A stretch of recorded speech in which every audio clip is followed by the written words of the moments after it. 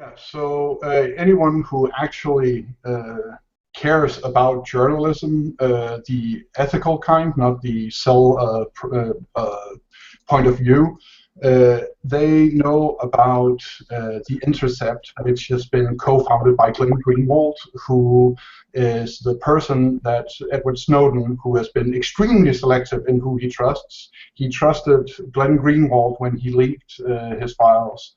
Uh, the Intercept, where one of their journalists called Li Fang, they have just released an article in which they have done some really good digging on the opinion, the talking heads, the people who are brought in as political experts on the talk shows and politics shows in the corporate media.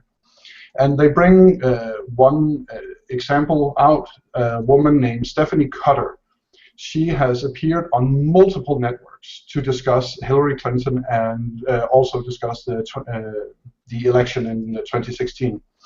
And she is typically introduced as a former campaign official for President Barack Obama. Mm-hmm. What is never, ever disclosed in any of her appearances, at least the ones that The Intercept has reviewed, is that she co-founded a consulting firm called Precision Strategies. Mm-hmm. That has been retained by the Clinton campaign for digital consulting. Mm-hmm. Precision Strategies, the consulting firm, has been paid at least $120,000 from the Clinton campaign since June of last year. And this is a very small consulting firm that this so-called political strategist has in the runnings.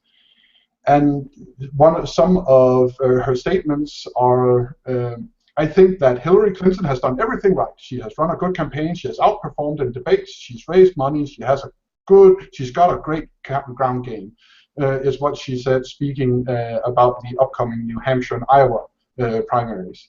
And there are several of these people, among others, Maria Cordona. Mm-hmm. She is also a reliable voice in support of Clinton, but she is also a longtime partner at the Dewey Square Group, which is a lobbying firm. And it is not revealed that she's a lobbyist, and mm-hmm. It's not revealed that this lobbying firm has extensive ties to the Clinton campaign. The Dewey Square Partners serves as fundraisers for the Clinton campaign, each raising at least $100,000. Both are pro-Clinton super PACs. And again, this also brings us to the fact that Chelsea Clinton sits on the board, not as an advisor. She's not a oblique shareholder. She sits on the board of the company that owns the Daily Beast. And my, oh my, the Daily Beast has done anti-Bernie stories 3 times a week, every week for the last month. And nowhere in any of these articles is it disclosed that there are improper financial ties to the election. And I mean, I don't remember, there is a single newspaper where every time I read a story about Trump in this newspaper, they disclose that a cousin of Trump's, he owns a stake in the newspaper. But most of those articles are vehemently anti-Trump. But they still disclose at the bottom that this person owns a part of the paper and he's related to Donald Trump. It is bare-bone journalism. When you present a source, an opinion especially, you disclose any biases that source might have. If you don't, you're not doing your job. Wow, that's the article I was that caught my attention. Li Fang over at The Intercept. He does a lot of great work, and I should have just asked him if he wanted to come on and discuss it. Lee, if you're watching, I should have had you come on. But it's stunning.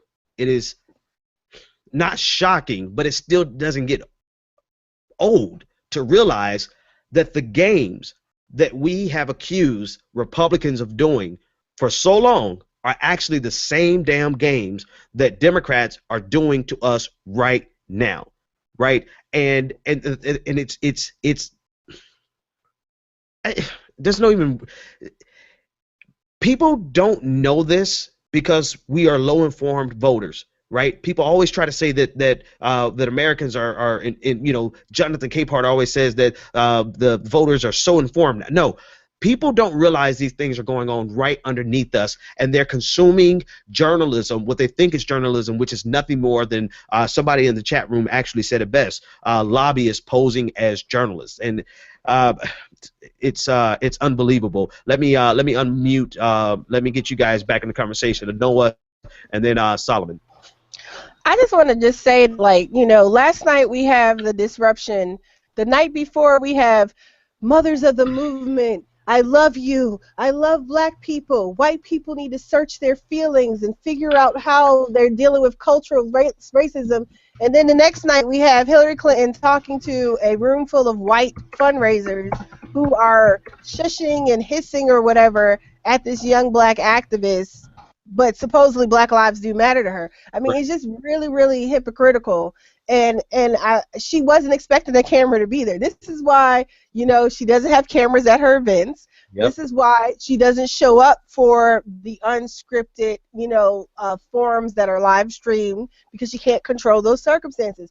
And I really, really hope that people wake up. The witch Hillary that was trending, brilliant. And her people tried to, like, you know, try to co-opt it and say, people were saying witch as in, like, I'll get you, my pretty witch, not which one are you. And it's just like, you're so stupid you don't even realize, you know, that was the call of the activist herself, #witch Hillary. But also, you know, there's this allegation. You know, many of us, and I was one of those people too, who thought that somebody had put, you know, the initial activists back last summer up to disrupting Bernie Sanders. Because, you know, after listening to people explain, I'm like, okay, maybe that makes sense. But at the time, I was like, this doesn't even make any sense. She's the one that you should be attacking. And everyone for months kept saying it. Why don't you interrupt her? Why don't you interrupt her? When there finally is the one conversation, she's very dismissive and condescending. Then you have October 2015, when the AUC shut it down group, the students from down here, from Clark Atlanta, Morehouse, and Spelman, when they, you know, do the interruption at her big unveiling kickoff, you have John Lewis, Usher, and Mayor Kasim Reed basically kicking these kids out of this event or whatever because they challenged her directly. So we have so many different people who are bending over backwards to protect and shield Hillary Clinton from herself, basically. And it's highly problematic, and it's a double standard. We continue to talk about how supposedly we want people to earn our vote. We don't want to be taken for granted. We're tired of the Democratic Party, and yet and still we're letting people roll us over as a deliverable for what? For peanuts?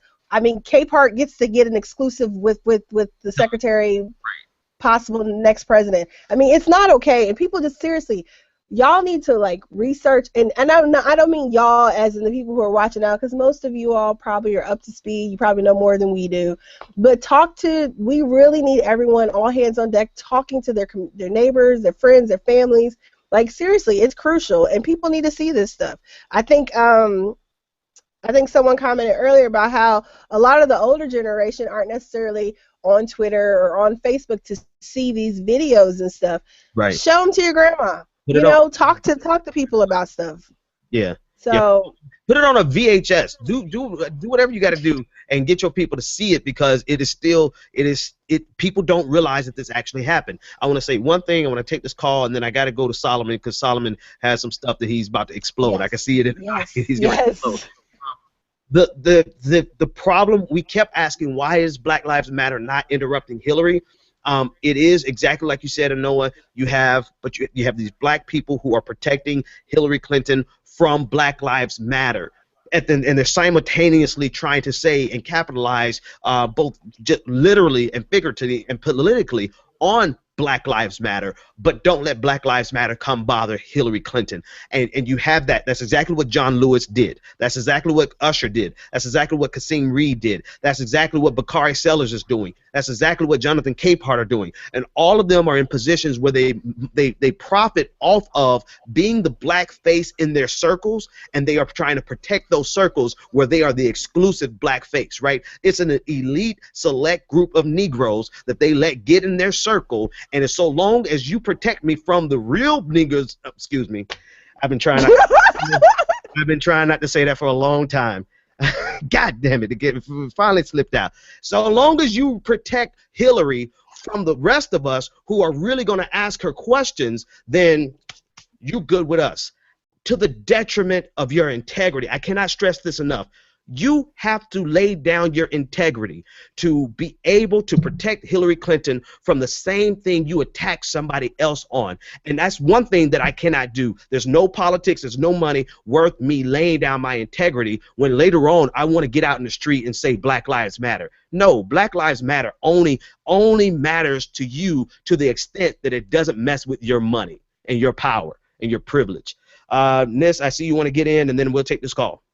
Okay, so I would just say to that, with regards to Lewis and integrity and the reports we've been seeing, the articles that aren't doing the job like you're describing, you have to remember when you wed yourself to power, the power makes you complicit. It's the first thing anyone does when they want you. When you want access, they say you want power, and they say, yeah, I do. And then they say, here's the price. You have to get your hands dirty. And once they sell out the first time, the second time becomes easier. And at some point, they pass a threshold where they are wed to power. And the word integrity is just a euphemism that they throw around. Yeah, yeah. Unfortunately, that's the case. But what that's going to do for people like me and everyone that is becoming in my sphere of influence is that we are no longer that black power structure, that's the first target of mine.